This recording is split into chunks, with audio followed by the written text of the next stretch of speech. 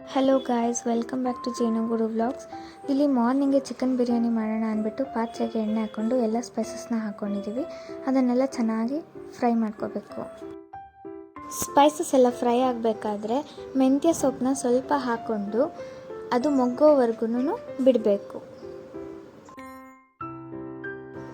ಅದು ಮೊಗ್ಗಿದ್ದಾದಮೇಲೆ ಸಣ್ಣ ಸಣ್ಣದಾಗಿ ಹೆಚ್ಚಿರುವಂಥ ಈರುಳ್ಳಿಯನ್ನು ಹಾಕ್ಕೋಬೇಕು. ಹಸಿ ವಾಸನೆ ಹೋಗೋವರೆಗೂ ಇದನ್ನು ಫ್ರೈ ಮಾಡ್ಕೊಳ್ಬೇಕು.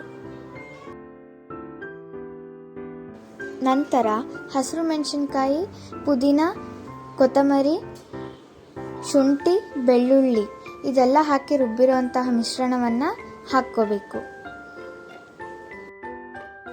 ಅದಾದಮೇಲೆ ಗೋಡಂಬಿ ರುಬ್ಬಿ ಮಾಡಿರೋಂತಹ ಪೇಸ್ಟ್ನ ಹಾಕ್ಕೋಬೇಕು.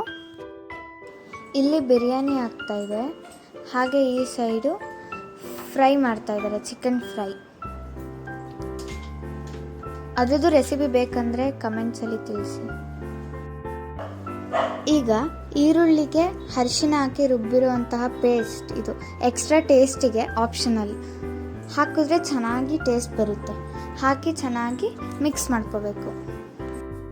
ಈಗ ರುಚಿಗೆ ತಕ್ಕಷ್ಟು ಉಪ್ಪನ್ನು ಹಾಕ್ಕೊಂಡು ಮಿಕ್ಸ್ ಮಾಡ್ಕೊಳ್ಳೋಣ. ಪುದೀನ ರುಬ್ಬಿ ನೀರನ್ನ ಇರುತ್ತಲ್ಲ ಅದನ್ನು ಹಾಕ್ಕೊಂಡಿದ್ದೀವಿ ಅವಾಗ. ಈಗ ಟೊಮ್ಯಾಟೋನ ರುಬ್ಬಿ ಮಾಡಿರುವಂತಹ ಪೇಸ್ಟ್ ಅದನ್ನು ಹಾಕ್ಕೊಳ್ಬೇಕು. ಹಾಕ್ಕೊಂಡು ಚೆನ್ನಾಗಿ ಮಿಕ್ಸ್ ಮಾಡ್ಕೊಳ್ಳಿ. ಈಗ ಸಣ್ಣದಾಗಿ ಹಚ್ಚಿರುವಂತಹ ಟೊಮ್ಯಾಟೊ ಹಾಕ್ಕೋಬೇಕು. ಹಾಕ್ಕೊಂಡು ಚೆನ್ನಾಗಿ ಅದು ಹಸಿಯ ವಾಸನೆ ಹೋಗೋವರೆಗೂ ಬಾಡಿಸ್ಕೋಬೇಕು. ಇವಾಗ ಚಿಕನ್ ಹಾಕ್ಕೋಬೇಕು.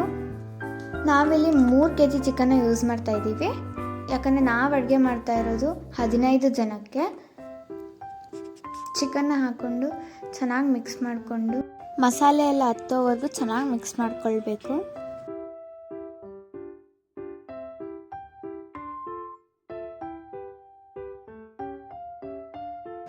ಇವಾಗ ರುಚಿಗೆ ತಕ್ಕಷ್ಟು ಖಾರನ ಹಾಕೋಬೇಕು. ನಾವೆಲ್ಲ ಸ್ವಲ್ಪ ಖಾರ ತಿಂತೀವಿ, ಹಾಗಾಗಿ ಖಾರ ಹಾಕ್ಕೊಂಡು ಮಿಕ್ಸ್ ಮಾಡ್ಕೋಬೇಕು.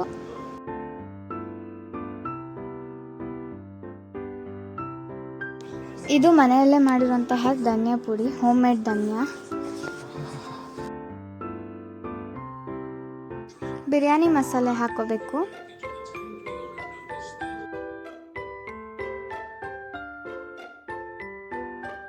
ಕಾಯಿ ಹಾಲು, ಕಾಯಿನ ರುಬ್ಬಿ ಹಾಕೊಂಡ್ರಂಥ ಪೇಸ್ಟ್ ಮಿಕ್ಸ್ ಮಾಡ್ಕೊಳ್ಳಿ ಚೆನ್ನಾಗಿ.